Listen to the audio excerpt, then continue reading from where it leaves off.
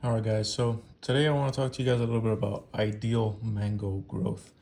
I've um, I've been buying potted mango trees for a while now, and I've noticed that most of them don't come with an ideal shape, and you can kind of tell even by the way they're being trimmed, maybe at the nursery or at the place that's producing them, that they're being trimmed kind of carelessly. So let's talk about first what the ideal mango shape should be, and what then I'll show you some examples of what you can kind of expect from a nursery and things that you can do to try to correct that, especially when you're buying a larger potted mango. So oftentimes, when you plant your mango seed, you'll get a shoot, right? This shoot will, depending on the vigor of the mango, sometimes want to grow for quite some time. So a lot of times these shoots will flush, then you'll have that the uh, the terminal bud, and then it'll flush again, and it'll continue to go straight up and continue to do that. Um, Ideally, what you want is a flush, maybe once or twice, but you don't want it to pass what I or many people call the knee height. So imagine your knee on the ground. At this point, you really want your mango to start branching out. Otherwise, your mango tree is going to start way too high. So in order to promote that, if you have a mango that's wanting to continue straight up, what you do is you come and you remove that dormant bud at the knee height, or not that dormant, that terminal bud. When you remove that terminal bud, it promotes a chemical called auxin. And auxin is a chemical that these terminal buds have, and basically what they do is they make the rest of the tree below it not want to push out any growth. So it promotes vertical growth. So when you remove the terminal bud, you're removing that chemical signal, and now the tree will be more likely to sprout out lateral branches. A lot of times with mangoes, you'll see anywhere between 3 and 5 branches. For this example here, I'll just do 3 for simplicity's sake. So now these branches are going to follow the same pattern that these branches followed. So you get 1 flush, 2 flush, 3 flush with a terminal bud, a terminal bud. So depending on the variety, usually more compact varieties will do this on their own sometimes, but very vigorous varieties or vertical growing varieties will just continue to want to grow straight. So if you don't do anything at all at this point, this mango tree might continue to just do this. And really, it'll be more like this, because these will be very weak branches and skinny. They won't have any strength to them yet, so they'll be very leggy. Good example of this is a coconut cream. It just wants to do that and do all sorts of weird things. Whereas something like a pickering might actually want to start branching out on its own. Something like a Allen Porbanachan, for example. So here, let's do a little more terminology. So every time you have a little leaf here, a leaf here, a leaf here, these are called internodes. This here is your node. I'm sorry, this is your branch, right? In between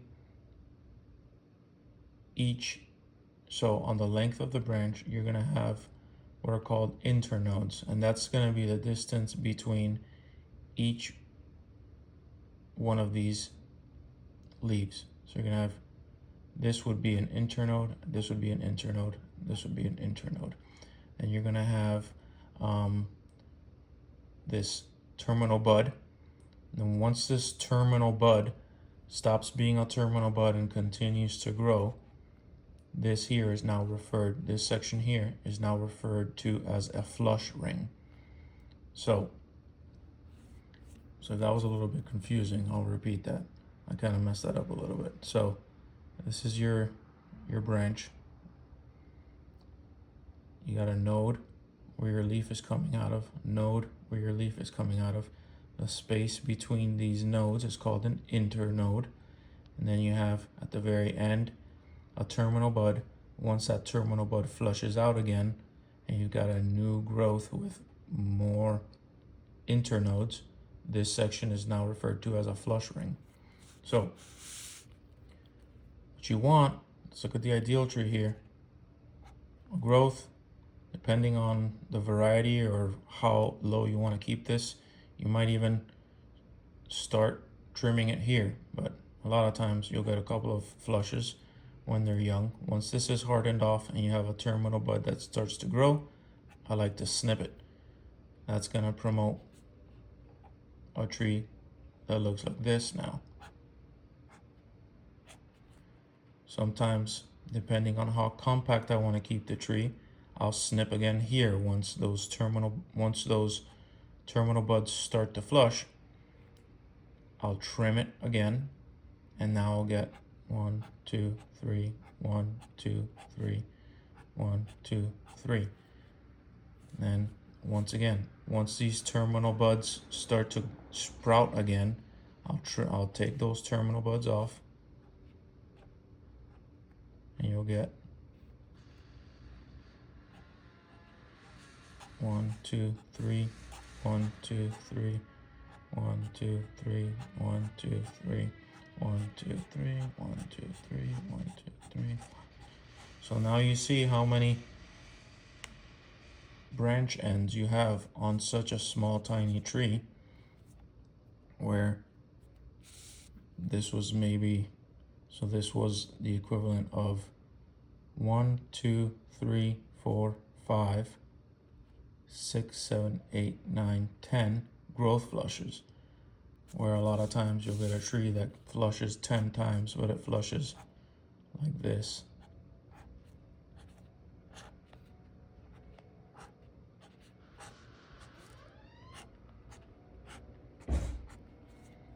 You know, 1, 2, 3, 4, 5, 6, 7, 8, 9, maybe even say like that. Now the possibility for fruit is here and here. You got 3 possibilities for fruit versus 1, 2, 3, 4, 5, 6, 7, 8, 9, 10, 11, 12, 13, 14, 15, 16, 17, 18, 19, 20, 21, 22, 23, 24. So you get the point. You want to tip those terminal buds and have them branch out. Something else to discuss now is where to tip. So when the tree is small, you have full control. This is a terminal bud. I like the terminal buds will harden off, and then once they're ready to flush, they'll grow a little bit. If you're paying attention, you can just literally grab this off with your fingers and snip it off. Then this will swell, and all these dormant buds that are right here will sprout. This is where I like to trim my mangoes, because especially on a mango that wants to do vertical growth, you're making sure you're going to get a lot of lateral branching. Sometimes if you were to cut, let's say here, instead of at the terminal bud, you cut here, and this mango tree had a leaf here and a leaf here, you would get a growth there and a growth there. But these growths a lot of times will want to come out in a very vertical manner. And then let's say this flushed out again and again, and you cut here instead of at the terminal branch, you're going to get 1, maybe 2 growths, sometimes 3 or 4, but again in a very vertical growth manner. And what you get is like something that looks like that, very vertical. Whereas when you cut out a terminal branch or a terminal bud, it seems to want to spread out more, become more bush-like. So that's something I like to try to keep in mind, is to, I prefer to make my cuts at these terminal ends rather than at an internode. So this was a terminal bud. We got 3 branches. We got 3 more terminal buds. I like to cut when this starts to sprout out again. I like to cut here, versus if I cut here, then I'm going to be growing out of the dormant buds that are behind these leaves. So let's look at some examples of what you get from a nursery tree now. This is a buttercream mango, which I purchased as a 25-gallon pot, and you can see it's got, you can actually still see these old flush rings. We've got probably the graft down here somewhere. Got a flush ring once, flush ring maybe twice, maybe kind of hard to tell, but let's just call it twice. You got another flush ring to here, another one here, and then here at some point they either trimmed it or just naturally decided to split off into 2 branches, which is really not ideal. I would at minimum want to have 3 branches at the knee, and I would want that to be much lower. Actually, you see where this little branch has started to come off. I'll talk more about that now in a little bit, but I would like this tree to start splitting around here personally, especially in a pot, because a pot is already going to be adding about 2 feet worth of height. So now look how high off the ground. This is almost 4 feet off the ground before it even starts splitting into a branching pattern. So then it grew once and it split again here. Actually, it might have even been trimmed. You can see that there, into again a fork. Not ideal.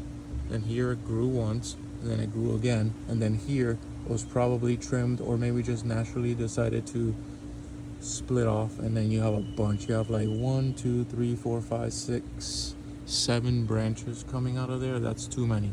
I like to limit it to 4 personally, maybe 5 at most. So this tree is already growing in a very wonky pattern. What I'm trying to do with this tree now is I am not letting this tree grow more than one flusher's worth before I tip that.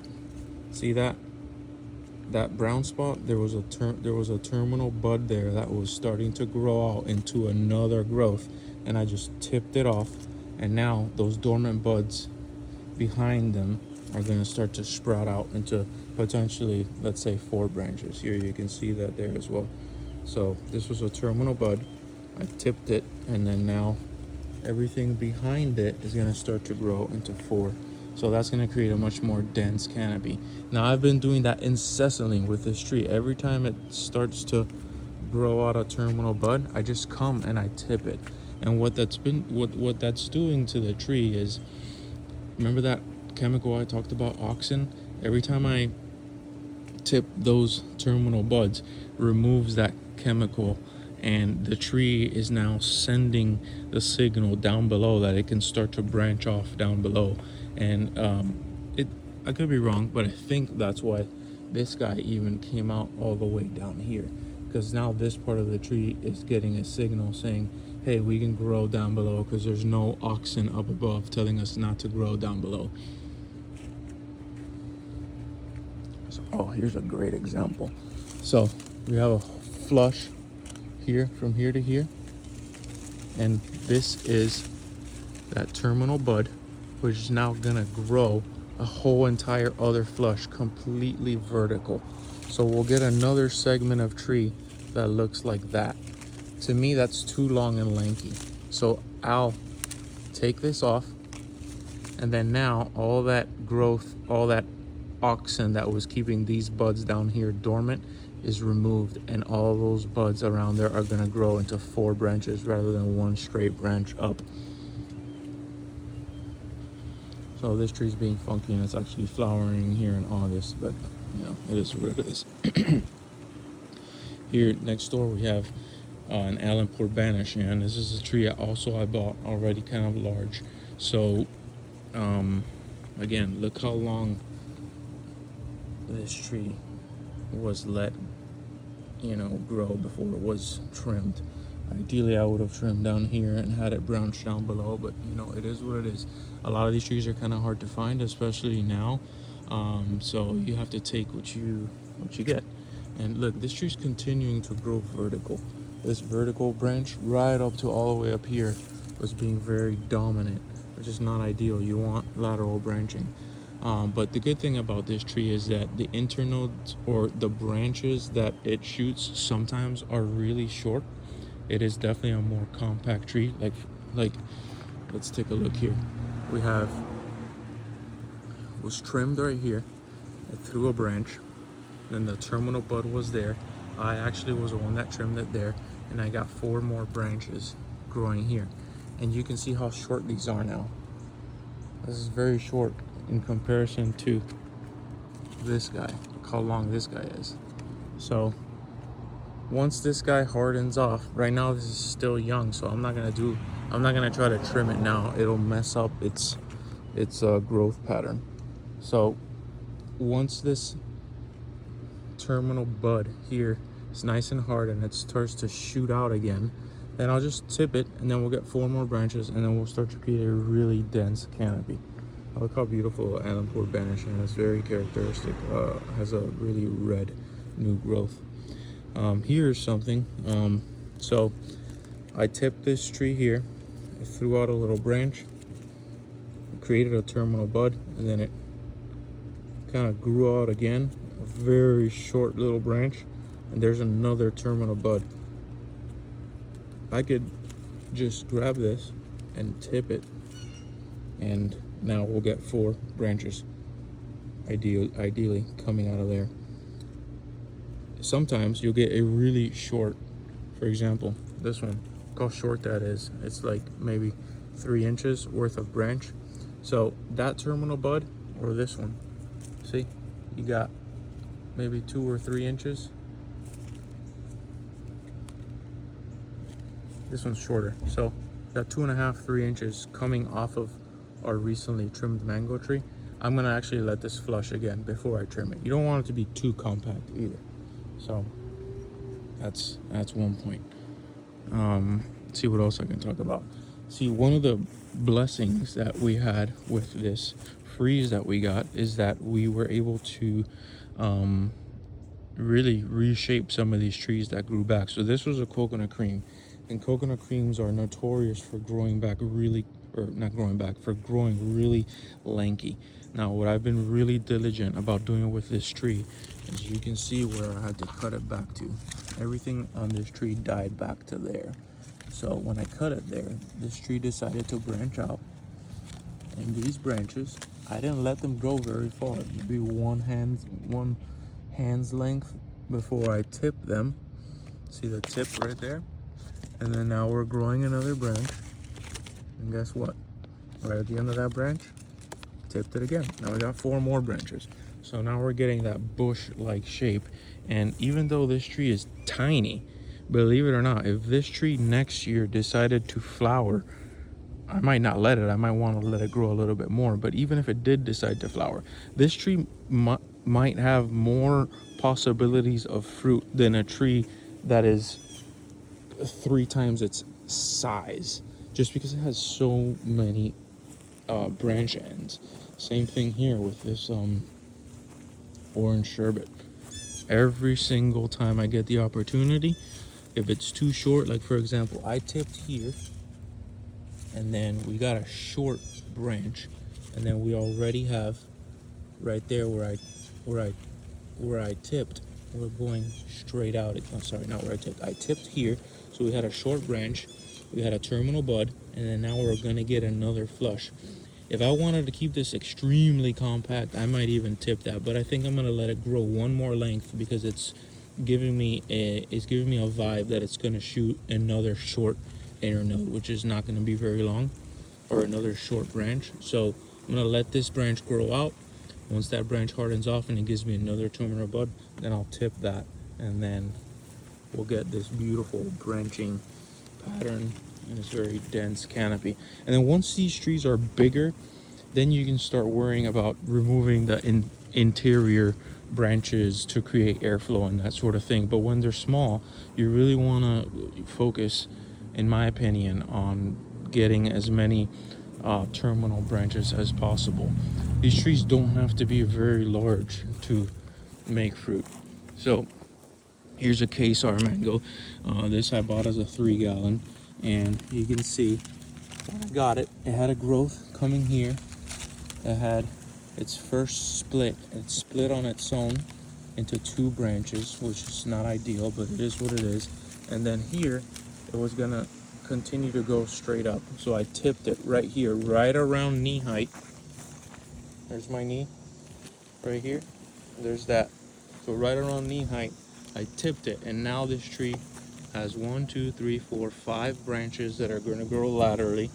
And then once those branches harden off and throw out new terminal ends, I might tip those, and then we'll get a total of 5 times maybe 4. So now we'll have 20 ends on a tiny little 3-gallon tree.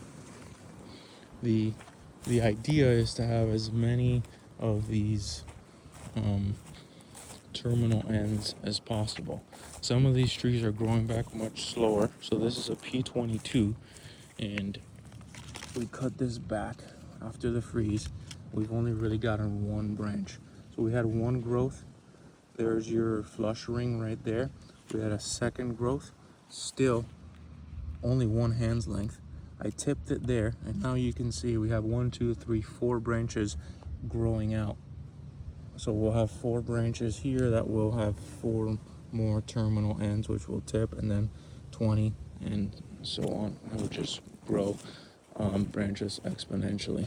Here's this cack growing back, and you can see it already tipped all these little terminal ends. Here's one right here. This is what it's gonna look like. It's too early for me to tip that. It's still just swollen.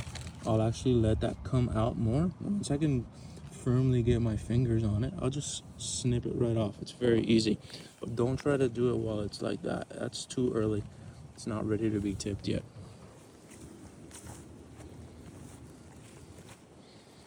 Here's a fruit punch. Same story. If you look here, inside this canopy, you can see where I tipped it in order to promote lateral branching. So mangoes grow very, very easily into the shape that you want them, as long as you stay on top of your tipping. Some other trees, like avocados and sapodillas, they can be a little trickier. But mangoes are really easy to grow in the shape that you want them. This is a Sanpari mango. So this mango has really long internodes. I maybe should have, so we had that first growth branch. We had that terminal bud right there. Now technically it's called a flush ring. And it was kind of short back then. So I said, let it grow another flush before I tip them. And it grew a really long flush. So this really long branch. So I'm definitely not gonna let that bud continue to go vertical. As soon as this is big enough to snip off, I'm gonna snip it off here and let that start to branch out. So I'm trying to show you guys as many examples as possible. And I hope it's not too much information, but if you have any questions, I would be happy to answer them. Let's look at a few more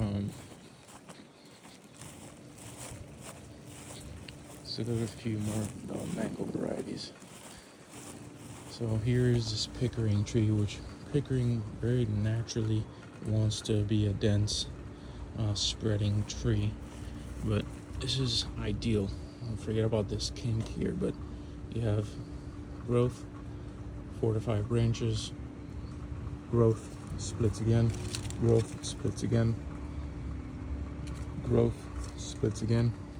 So this tree, pickering, will kind of do that growth pattern on its own. So even if you're not really paying attention, it'll just grow nicely on its own, not one that you have to really pay too much attention to.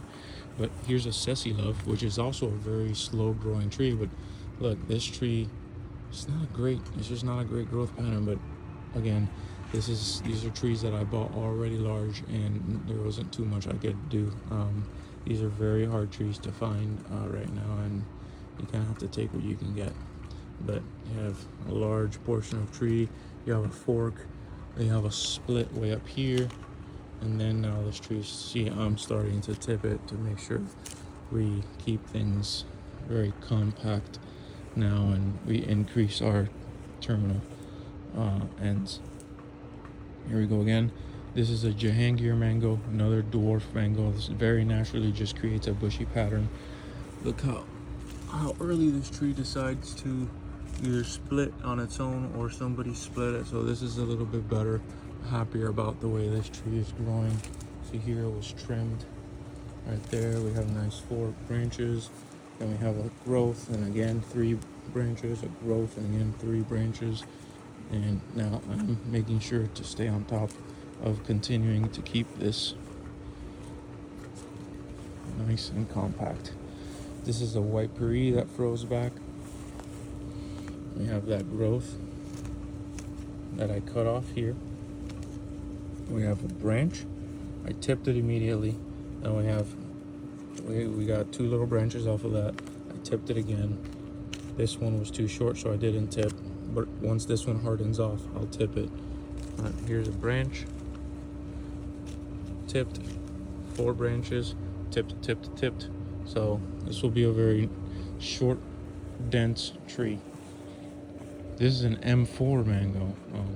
So this mango has a little bit of a wonky growth pattern. And here's what I wanted to show you guys. When you don't tip at a terminal bud, you tip like in the middle of the branch, you'll get, see, right where the leaf was, you'll get a growth.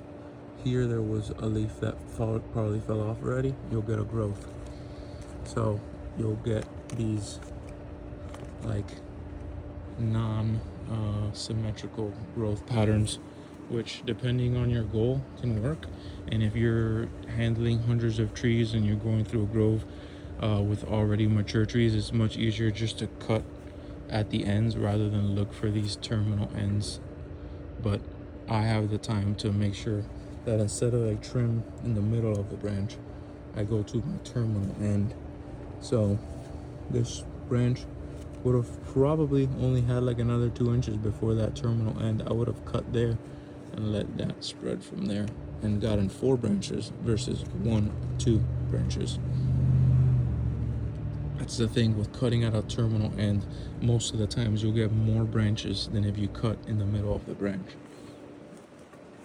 So let's see if I could find another example of that. So here's what I mean. You got this long branch. The terminal end was probably not too far. They might have even just cut right behind the terminal end, and all you did was get another branch right there. You didn't get any other branches. That's a waste of a trim. That's basically still a vertical branch. It's basically still vertical all the way to there. If they would have just cut on top of that terminal end, they would have gotten 4 branches here versus here where I tipped it, and now it's starting to grow horizontally. Here's another example. So here we go. We had a growth. Here's your terminal bud right there. Instead of cutting it right here and having these dormant buds swell up and give you 4 branches, they decided to cut it in the middle of the branch, and now all you got was these 2 more vertical branches. So that's why I like to, if what you're going for is horizontal dense growth, cut at your flush rings right here. I would have cut it right there, and then all those buds right around these like 4 or 5 leaves up here, they would have spread out versus cutting here and then only getting these 2 vertical branches. This is another Jahangir mango. I just got a good deal on these. And some Cherilatas, Adamoyas, that's a whole different story. These always come like really wonky when you buy them large. but this is a Lisa that's self-pollinated. Okay, this is a Maha Chinook, and now I'm just showing you guys some mangoes. But again, a fork, it's what I like about it is that it happened very low, so that's good. But again, I would have preferred to have at least 3 branches. But what kind of saves this tree is that it only grew maybe once, twice before it was trimmed or decided to come off on its own. Now we have this huge growth cluster here, which I don't like. I don't like having 1, 2, 3, 4, 5, 6, 7 branches. Maybe even there were 8 before coming out of one, because then you get this big swollen knot. I don't like that. I like to have 4 or less personally. So 3 or 4 is my like happy number, sometimes 5, definitely not 7. So I'll probably come in here and clean this up later on, but this tree has some fruit on it, so I'm not going to do that now. But later in the season I'll probably clean this tree up a little bit. Here's another example. Here we go. We had 1 growth, 2 growth. Here the tree decided to split off on its own, or maybe it was trimmed, who knows. 1 growth, 2 growth. Instead of trimming at the terminal bud, they trimmed it here, and now we only got 2 growths, versus if they would have trimmed at the terminal bud, we would have had maybe 4 or 5 growths here versus 2, and then having to split up there. It's a preference thing, but I prefer to just trim at the terminal buds. So, all right, I hope that's clear. You guys have any questions? Oh, there was a wasp on the flowers there that I disturbed there. I think all the pollinating has been done on this tree, but maybe I don't really expect those fruit to hold. But anyways, all right, Joe. Hope that makes sense. Let me know if you have any questions, and I'll try my best to answer them. I'm not an expert, but I like to read, and I think I've trimmed enough of these trees now that I've got a good idea of how to do it. So, a Super Alfonso, Sweet Tart, these are new trees. All these trees that were here either died or got pulled out. So, alright guys, take it easy.